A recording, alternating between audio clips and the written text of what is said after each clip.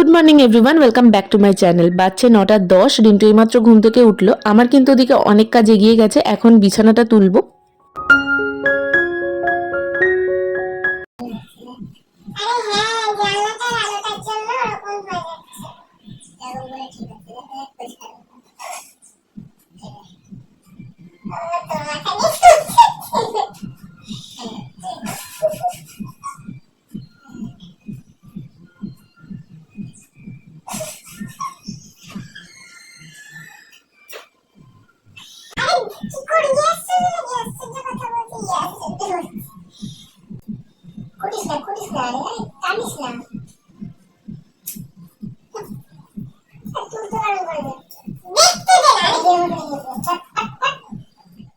চা খেতে বসে পড়লাম। সকালবেলা উঠে সমস্ত বাসি কাজ কমপ্লিট, বিছানা গোছানোও কমপ্লিট। আজকে আমি বহরমপুর যাব, সেই জন্য সব কাজ তাড়াতাড়ি কমপ্লিট করে ফেলেছি।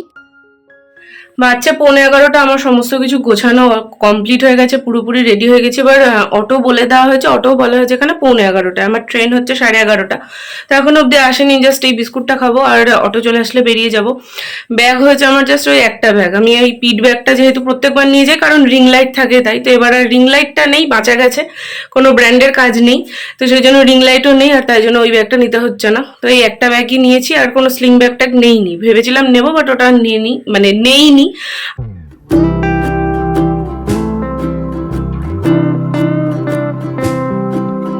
তো এখানে আমার অটো চলে এসেছে আর আমি বেরিয়েও পড়েছি। আসলে অটোটা রিজার্ভ করা ছিল। আমি রিন্টুকে প্রত্যেকবার বলি যে আমাদের এখান থেকে অটো ভীষণই অ্যাভেলেবেল, আমি চলে যেতে পারবো, বাট কে শোনেকার কথা, ও সেই অটো রিজার্ভই করে দেয়। ও আর আমি একসাথে আজকে বেরাবো প্ল্যান করেছিলাম, কিন্তু ওর না অনেকটা লেট হয়ে যেত, সেই জন্য আমি একটু দেরি করেই বেরিয়েছি আর ও একটু আগে বেরিয়ে গেছে। তো চলো এখন স্টেশনে যাওয়া যাক।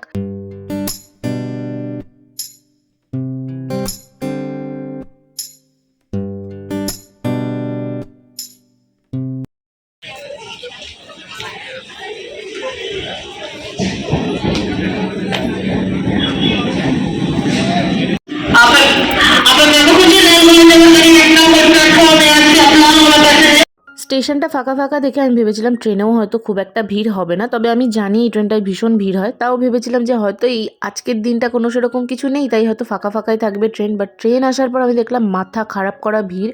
এই ভিড়ে উঠতে পেরেছি এটাই বড় কথা, দাঁড়াতে পেরেছি সেটা তো আরও বড় কথা। বসার কথা তো ভাবাই যায় না, আর বসার জায়গা পাইনি। কোনো মতো ব্যাগটা তুলে দিয়েছিলাম, দেন আমি একটা কর্নারে পুরো দাঁড়িয়েছিলাম। বাচ্চা 3:05 জাস্ট এইমাত্র নামলাম। আজকে ট্রেন বিভৎস লেট, ট্রেন আজকে প্রায় 40-42 মিনিট লেট। এদিকে মা এসেছে নিচে। তো ফাইনালি এখন বাড়ি গিয়ে আগে কিছু খাবো। সকালবেলা থেকে মানে আমার জাস্ট মাথার যন্ত্রণায় ফেটে যাচ্ছে।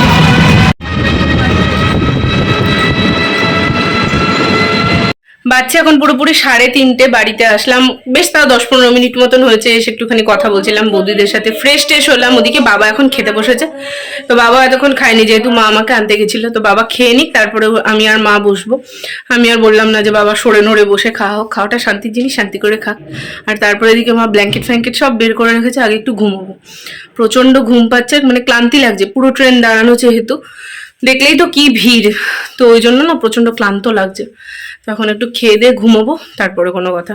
আর তোমাদের সঙ্গে একটা দারুণ ঘটনা শেয়ার করার আছে, যেটা সন্ধ্যেবেলা শেয়ার করবো। এখন আমি একটু আগে এনার্জি নিয়ে নিই। আমি বাড়ি আসলে মা সেদিন চিকেন করেই, বেসিক্যালি তোমরা দেখেইছো। তো এখানে ভাত ছিল, তার সাথে ছিল বাঁধাকপির তরকারি, মুসুরির ডাল, কারণ ডাল ছাড়া আমি কোনোভাবেই খেতে পারি না। তার সাথে ছিল চিকেন আর আলু ভাজা। তো দারুণ একটা লাঞ্চ করলাম। খাওয়া দাওয়া কমপ্লিট, বাসছে এখন 4:20। ওই যে মা ওদিকে ধূপকাঠি ধরাচ্ছে, ধূপকাঠি বলছি, মশার ধূপ ধরাচ্ছে। আর এই টপগুলো দেখো, এই টপগুলো আমার এখন সব হচ্ছে। আমার দেখে এত ভালো লাগছে। এই টপগুলো আমার সব বিয়ের আগে কেনা, এগুলো বেবাকুফের টপ। যারা বেবাকুফ থেকে কখনো পড়েছো তারা তো জানবেই। তো বেবাকুফ থেকে একটা টাইম আমি প্রচুর টি শার্ট কিনতাম আর কি। তো সেগুলো তারপরে কিছুই হতো না, এটা যেমন নতুন ছিল। তা আমার কি মনে হলো, এই যখন এসেছি সবাই আমাকে পাড়াতে যারা যারা আর কি দেখেছে, তারা সবাই বলছে যে কি রোগা হয়ে গেছিস তুই। মানে কি রোগা বলতে আমি বলছি না যে আমি রোগা হয়েছি, বাট আমার যতটা ওয়েট ছিল তার থেকে আমার ওয়েট অনেকটা কমেছে। তো সবারই সেটা চোখে লাগছে। তো এইটা পরে দেখলাম কিছু হচ্ছে না, তার মানে আমার সবগুলো হবে। এর আগের বার যখন এসেছিলাম পুজোর টাইমে, তখন ওটা পরে দেখেছিলাম হচ্ছিল না। তো এবার হচ্ছে, এগুলো এবার সব নিয়ে যাবো। গুড ইভিনিং, বাজছে এখন 9টা। আমি ইভিনিং বললাম, অ্যাকচুয়ালি উঠেছি আমি তখন কটা বাজে, তাও প্রায় 6:30 মতন। একটু লেট করে যেহেতু শুয়েছিলাম তো লেট করে উঠেছি। আর ওঠার পরে এসেছিল মামি, তো মামির সাথেই কথা বলছিলাম। এতক্ষণ অব্দি মামির সাথে গল্প করতে করতে বেজে গেছে এখন প্রায় তোমার 9টা বাজতে 5 মতন। আর পাশের ওদিকে কাজ হচ্ছে, সেই জন্য আওয়াজ আসছে। তো এখন হবে বাড়িতে লুচি, আর দুপুরবেলা চিকেন হয়েছিল, তোমাদের তো দেখালামই। তো লুচি আর চিকেন এটাই হচ্ছে রাত্রের মেনু। তো সেই আর কি করবো এখন। ময়দাটা বললাম দাও মেখে দেবো, বাট আমি চুলটা আঁচড়াবো। কাজল পুরো লেটে ঘেটে একাকার অবস্থা ছিল। কাজলটা তুললাম, কিন্তু এখন আমি চিরুনি খুঁজে পাচ্ছি। ওই দেখো মা ওদিকে গামলা বাটি ঘটি সব আনছে, কারণ এখন বললাম না ময়দা মাখবো, যে প্যাকেট থেকে সব বের করেছে। তো চলো এখন পট করে আমি কি বলছি, ঝট করে আমি ময়দাটা মেখে দিই। এখন একটা অ্যাক্সিডেন্ট হয়ে যাচ্ছিল, ওখান থেকে পারতে গিয়ে সব পড়ে গেছে।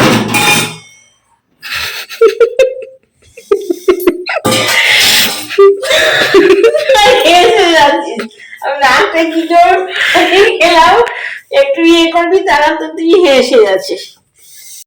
তো যেমনটা তোমাদের বললাম রাত্রে লুচি হবে, সেই জন্য মা এখানে ওই ময়দার প্যাকেটটা কেটে নিচ্ছিল। তো আমি মাকে বললাম তোমাকে আর ময়দা মাখতে হবে না, আজকে প্রত্যেকদিন মাই মাখে। তো ময়দার আটাটা মা এখানে মিশিয়ে দিলে, ওটা আমি মাখবো। আর এদিকে দেখো মামি এসেছিল, মামি মিষ্টি নিয়ে এসেছিল, সাথে পায়েসও এনেছিল।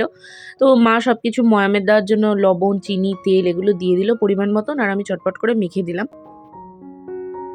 আগেরবার যখন এসেছিলাম তখন যাওয়ার আগে বলেছিলাম না যে মা এখানে রান্নাঘরের জন্য বেশ কিছু জিনিস কিনেছে, যেগুলো আমি তোমাদের সঙ্গে এবার শেয়ার করতে পারছি না, কারণ আমি চলে যাওয়ার পর সেগুলো আসবে। তো পেছন দিকে ওই সমস্ত কোটোগুলো সব কেনা হয়েছে। আর রাত্রিবেলা দেখাচ্ছি না, ঘরটা লাইট খুব কম, তো আমি কালকে তোমাদেরকে ওগুলো সব ভালোভাবে দেখিয়ে দেবো। আর ও ঘরটার ভয়েস আর এই ঘরটার ভয়েস আলাদা, কারণ ও ঘরটা একটু ফাঁকা ফাঁকা, যেহেতু ভয়েসটা একটু অন্যরকম আসে, আর এই ঘরটায় ভয়েসটা পুরোপুরি অন্যরকম আসে। আর রান্নাঘরের ওখানটাতে যে স্ল্যাবটা ছিল, মানে যেটাতে আর কি রান্না করা হতো, সেই স্ল্যাবটা দেখো পুরোপুরি ভেঙে দিয়েছে, ওই দিকটায় নর্মাল জিনিসপত্র রাখা হয়েছে।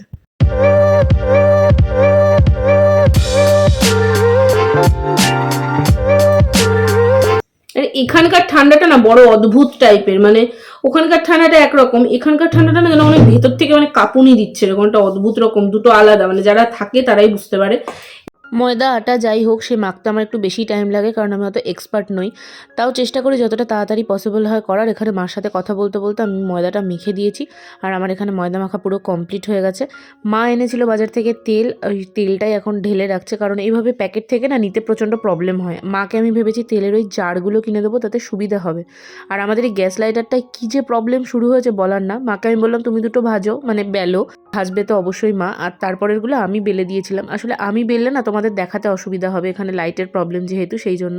তো আমার বেলে দেওয়া কমপ্লিট হয়েছে, ওদিকে মার লুচি ভাজাও কমপ্লিট। লুচি ভাজার এই গন্ধটা অদ্ভুত সুন্দর লাগে। তো চলো রাত্রের ডিনারটা এবার করে নিই। লুচি সাথে চিকেন, পায়েস আছে, মিষ্টিও আছে। চিকেনের কালারটা দেখলেই তো বুঝতে পারছো যে কতটা ইয়াম্মি হয়েছিল খেতে। তো আজকের ডিনারটা কিন্তু জাস্ট জমে গেছে। আজকের ব্লগটাকে আর বড় করব না, এখানেই আমি এন্ড করে দেবো। ভালো লাগলে একটা লাইক করে দিও, চ্যানেলে প্রথমবার হলে সাবস্ক্রাইব করো, মনে করে বেল আইকনটাও অন করে পাশে থেকো। টাটা।